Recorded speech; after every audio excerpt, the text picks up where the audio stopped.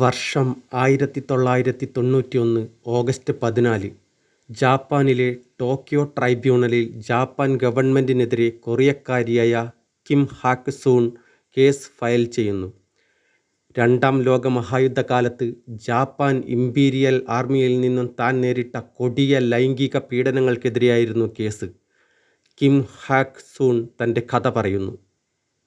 രണ്ടാം ലോകമഹായുദ്ധകാലത്ത് Japanese imperial army നടത്തിയ ലൈംഗിക അതിക്രമങ്ങൾക്കും കൊടിയ പീഡനങ്ങൾക്കുമെതിരെ കൊറിയൻ പൊതുസമൂഹത്തിൻ്റെ മുൻപിലേക്ക് വന്ന് തനിക്ക് നേരിട്ട അതിക്രൂര പീഡനങ്ങൾ വിവരിക്കുകയും ചെയ്ത സ്ത്രീയാണ് കിം ഹാക് സൂൺ. കിം ഹാക് സൂണിൻ്റെ സാക്ഷ്യപ്പെടുത്തൽ. തൻ്റെ 17ാമത്തെ വയസ്സിൽ ജാപ്പാനീസ് പട്ടാളക്കാർ ട്രക്കിൽ വരികയും ഒരു ജാപ്പാനീസ് സൈനിക ഉദ്യോഗസ്ഥൻ തന്നെ ചൈനയുടെ ജാപ്പാൻ്റെ മിലിട്ടറി കംഫർട്ട് സ്റ്റേഷനിലേക്ക് കൊണ്ടുപോവുകയും ചെയ്തു. ഞാൻ രക്ഷപ്പെടാൻ ശ്രമിച്ചു. വൈകാതെ തന്നെ താൻ പിടിക്കപ്പെടുകയും ചെയ്തു. അവശയായ തന്നെ അവർ ബലാത്സംഗം ചെയ്തു. അപ്പോഴെനിക്ക് 17 വയസ്സായിരുന്നു. എതിർത്തപ്പോൾ ഓഫീസർ തന്നെ ചവിട്ടുകയും അനുസരിച്ചില്ലെങ്കിൽ കൊല്ലുമെന്ന് ഭയപ്പെടുത്തുകയും ചെയ്തു. അതിനുശേഷം മറ്റു 4 കൊറിയൻ സ്ത്രീകളോടൊപ്പം അവർ നിരന്തരമായി ബലാത്സംഗം ചെയ്യപ്പെട്ടു എന്ന് സാക്ഷ്യപ്പെടുത്തുന്നു. ജാപ്പാനീസ് സൈനികർക്ക് അന്ന് അവരുടെ ലൈംഗിക ആസക്തി സംതൃപ്തിപ്പെടുത്തുന്നതിനു വേണ്ടിയുള്ള ഹൈജീനിക് ടൂളായിരുന്നു താൻ എന്ന് അവർ പറഞ്ഞു. അത്തരത്തിലുള്ള നിരവധികളായിട്ടുള്ള കംഫർട്ട് സ്റ്റേഷനുകളിൽ വെച്ച് 17 വയസ്സിനും 22 വയസ്സിനും ഇടയിൽ പ്രായമുള്ള നിരവധികളായിട്ടുള്ള പെൺകുട്ടികളെ, ആ പെൺകുട്ടികളെ ഇരകൾ എന്നാണ് കിം ഹാക് സൂൺ വിളിക്കുന്നത്. അത്തരത്തിലുള്ള നിരവധികളായിട്ടുള്ള പെൺകുട്ടികളെ 7ഉം 8ഉം ജാപ്പാനീസ് സൈനികർ ചേർന്ന് ദിവസവും നിരവധി തവണ നിരന്തരമായി ലൈംഗിക അതിക്രമങ്ങൾക്കിരയാക്കി. തുണി കൊണ്ട് വേർതിരിച്ച ചെറിയ മുറികളിലായിരുന്നു അത്തരം പ്രവർത്തനം നടന്നിരുന്നത്. സൈനിക യൂണിറ്റിൽ നിന്നും നൽകപ്പെട്ടിരുന്ന അരി ഉപയോഗിച്ചാണ് ആ സമയത്ത് ജീവൻ നിലനിർത്തിയത്. നൽകപ്പെട്ട വസ്ത്രങ്ങളുടെ ശുചിത്വ പരിശോധന നടക്കുന്നത് ആഴ്ചയിൽ ഒരിക്കൽ മാത്രമായിരുന്നു. അതുമാത്രമല്ല, പിന്നീട് അങ്ങോട്ടുള്ള ദിവസങ്ങളിൽ ദിവസവും 30-40 തവണ നിരന്തരമായി താൻ റേപ്പിന് വിധേയയാക്കപ്പെട്ടു എന്നും അവർ പറയുന്നു. ഏതെങ്കിലും പുരുഷൻ്റെ അടുത്തെത്തുമ്പോൾ തനിക്ക് ഇപ്പോഴും ഭയം തോന്നുന്നു. ജാപ്പാൻകാരെ മാത്രമല്ല, ലോകത്തുള്ള ഏത് പുരുഷന്മാരെ കണ്ടാലും തനിക്ക് ഇപ്പോഴും ഭയം തോന്നുന്നു എന്നാണ് ആ സ്ത്രീ പറയുന്നത്. അതുമാത്രമല്ല, ജാപ്പാനീസ് പതാക കാണുമ്പോഴൊക്കെ താൻ വിറയ്ക്കും. കംഫർട്ട് സ്റ്റേഷനുകളിലെ ഭീകര ദിവസങ്ങൾ ഓർമ്മ വരും. ഒരു കൊറിയൻ വ്യാപാരിയുടെ സഹായത്തോടെ 3 മാസത്തിനു ശേഷം കിം ഹാക് സൂൺ അവിടെ നിന്നും രക്ഷപ്പെട്ടു. അയാളെ തന്നെ വിവാഹം കഴിക്കുകയും ചെയ്തു.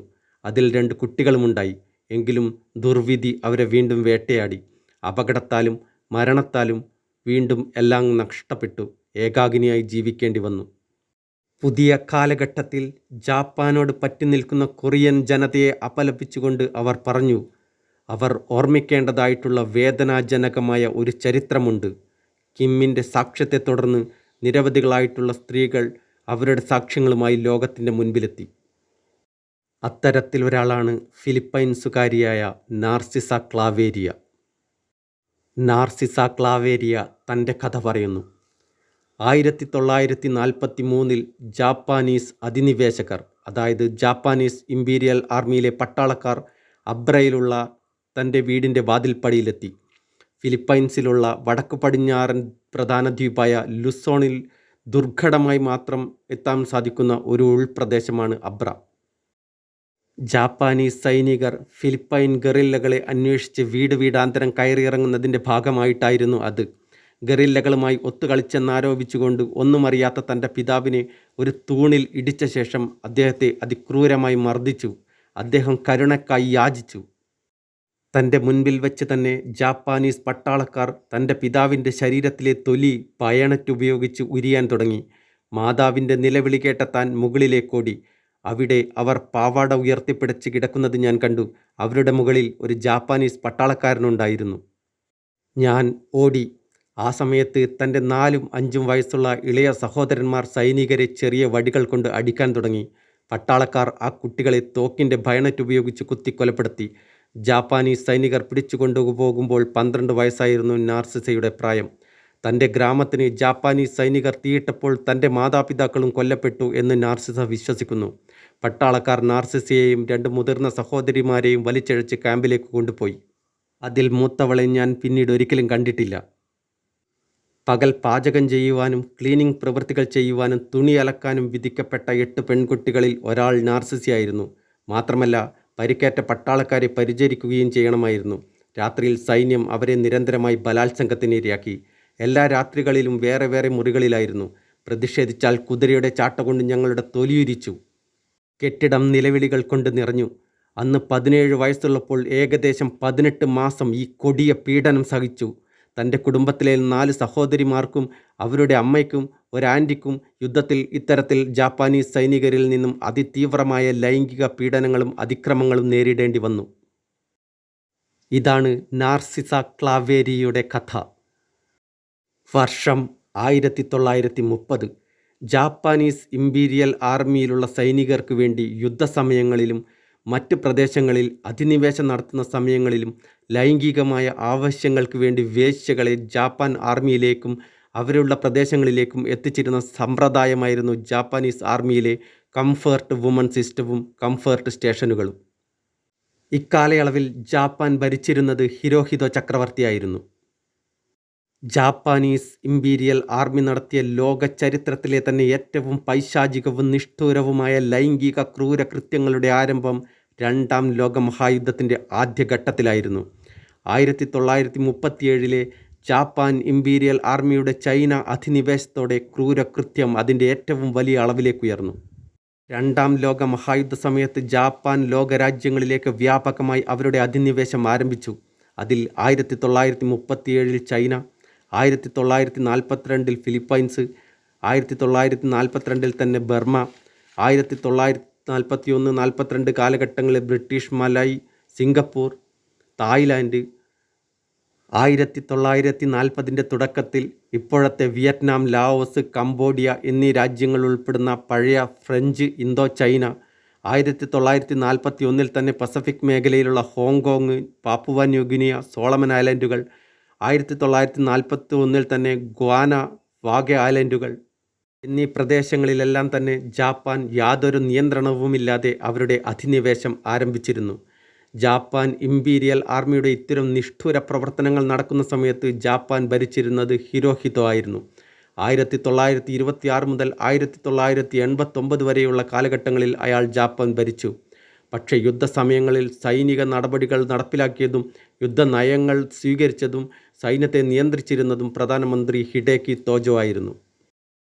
അതായത് 1931 ചൈനയിലെ മഞ്ചൂറിയ അധിനിവേശം നടക്കുന്ന സമയത്തും 1937 ചൈന ജാപ്പാനീസ് യുദ്ധസമയത്തും 1941 പേൾ ഹാർബർ ആക്രമണ സമയത്തും 2ാം ലോകമഹായുദ്ധം അവസാനിക്കുന്നതുവരെയും ഹിരോഹിതോ ആയിരുന്നു ജാപ്പാൻ്റെ രാഷ്ട്രത്തലവൻ. ഇക്കാലയളവിൽ തന്നെയാണ് ജാപ്പാൻ എന്ന രാജ്യത്തിൻ്റെ പ്രവർത്തനങ്ങൾ മിലിറ്ററിസം എന്ന അവസ്ഥയിലേക്ക് മാറുന്നതും. അതായത് ജാപ്പാൻ ഇമ്പീരിയൽ ആർമി എന്നത് എല്ലാ അർത്ഥത്തിലും ജാപ്പാൻ എന്ന രാജ്യത്തിൻ്റെ പവർ ഹൗസ് ആയിരുന്നു. ഹിദേക്കി തോജോയുടെ നിയന്ത്രണത്തിലായിരുന്നു ഇക്കാലയളവിൽ സൈന്യം. ഇമ്പീരിയൽ ജാപ്പാനീസ് ആർമി അധിനിവേശം നടത്തിയ ലോകരാജ്യങ്ങളിലെ ഏതാണ്ട് 2 ലക്ഷത്തിനും 4 ലക്ഷത്തിനും ഇടയിലുള്ള സ്ത്രീകളെ അവരുടെ ലൈംഗിക അടിമകളാക്കി അതിക്രൂരമായി പീഡിപ്പിച്ച സമ്പ്രദായമായിരുന്നു കംഫേർട്ട് വുമൺ സിസ്റ്റവും കംഫേർട്ട് സ്റ്റേഷനുകളും. അതിൻ്റെ കഥയാണിനി. ഇത്തരത്തിൽ ലൈംഗിക അടിമകളാക്കപ്പെട്ട സ്ത്രീകളിൽ ബഹുഭൂരിപക്ഷത്തിൻ്റെയും പ്രായം 12 വയസ്സിന് മുകളിൽ മാത്രമായിരുന്നു. അത്തരത്തിലുള്ള ടീനേജർമാരായിരുന്ന പെൺകുട്ടികളായിരുന്നു അവർ. ആ സമയത്ത് ജാപ്പാനീസ് സൈന്യം പിടികൂടി ലൈംഗിക അടിമകൾ, അതായത് സെക്ഷൽ സ്ലേവ്സ് ആക്കി മാറ്റിയ സ്ത്രീകൾക്ക് നൽകിയ പേരാണ് കംഫേർട്ട് വുമൺ. അവരെ പാർപ്പിച്ചിരുന്ന സ്ഥലമാണ് കംഫേർട്ട് സ്റ്റേഷൻ. അത്തരത്തിൽ 1930 മുതൽ സെക്കൻഡ് വേൾഡ് വാർ 1945 അവസാനിക്കുന്നതുവരെ ജാപ്പാനീസ് സൈനികരെന്ന നികൃഷ്ടരായ ഒരു പക്ഷേ പാതി മൃഗങ്ങളെന്ന് മാത്രം വിശേഷിപ്പിക്കാവുന്ന ഒരു നീച സമൂഹം കാരണം നരകയാതനയ്ക്ക് വിധേയമാക്കപ്പെടുകയും കൊല്ലപ്പെടുകയും മരണപ്പെടുകയും ചെയ്ത പെൺകുട്ടികളുടെയും സ്ത്രീകളുടെയും കഥയാണിത്. പിന്നീട് വർഷങ്ങൾക്കിപ്പുറം അന്ന് രക്ഷപ്പെട്ട നിരവധികളായിട്ടുള്ള 100 കണക്കിന് സ്ത്രീകൾ അവരനുഭവിച്ച നരകയാതനയുടെ കാര്യങ്ങളും വസ്തുതകളും ലോകത്തിന് മുൻപിൽ പറഞ്ഞു. ജാപ്പാനീസ് സൈന്യം നടത്തിയ ലോക ചരിത്രത്തിലെ ഏറ്റവും പൈശാചികവും നിഷ്ഠൂരവുമായ ക്രൂരകൃത്യങ്ങളുടെ കഥ. പകൽ മുഴുവൻ ജാപ്പാനീസ് സൈനികരുടെ തുണിയലക്കലും ക്യാമ്പുകൾ വൃത്തിയാക്കലും പാചകം ചെയ്യലും പരിക്കേറ്റ പട്ടാളക്കാരെ പരിചരിക്കലുമായിരുന്നു ജോലി. സൂര്യൻ അസ്തമിച്ചു കഴിഞ്ഞാൽ പിന്നെ കൊടിയ ലൈംഗിക പീഡനങ്ങളുടെയും ഗ്യാങ് റേപ്പുകളുടെയും സമയമായി. രണ്ടാം ലോക മഹായുദ്ധത്തിൽ ഹിറ്റ്ലർ ആത്മഹത്യ ചെയ്ത ശേഷം ജർമ്മനി കീഴടങ്ങിയിട്ടും ലോകരാജ്യങ്ങളൊക്കെ തന്നെ യുദ്ധം അവസാനിപ്പിച്ചിട്ടും ജാപ്പാൻ യുദ്ധം അവസാനിപ്പിക്കാൻ തയ്യാറായില്ല. അത്തരമൊരു സാഹചര്യത്തിലാണ് അമേരിക്ക ഹിരോഷിമയിലും നാഗസാക്കിയിലും ആറ്റം ബോംബ് വർഷിച്ചത്. പക്ഷേ യുദ്ധം അവസാനിച്ചതിന് ശേഷമാണ് ജാപ്പാനീസ് സൈനികർ ലോകമെമ്പാടും കൊന്നൊടുക്കിയ കോടിക്കണക്കിന് മനുഷ്യരുടെയും അതിനീചമായി റേപ്പ് ചെയ്തു കൊന്ന ലക്ഷക്കണക്കിന് സ്ത്രീകളുടെയും പെൺകുട്ടികളുടെയും കഥ ലോകമറിയുന്നത്. അത് അടുത്ത ഭാഗത്തിൽ തുടരും.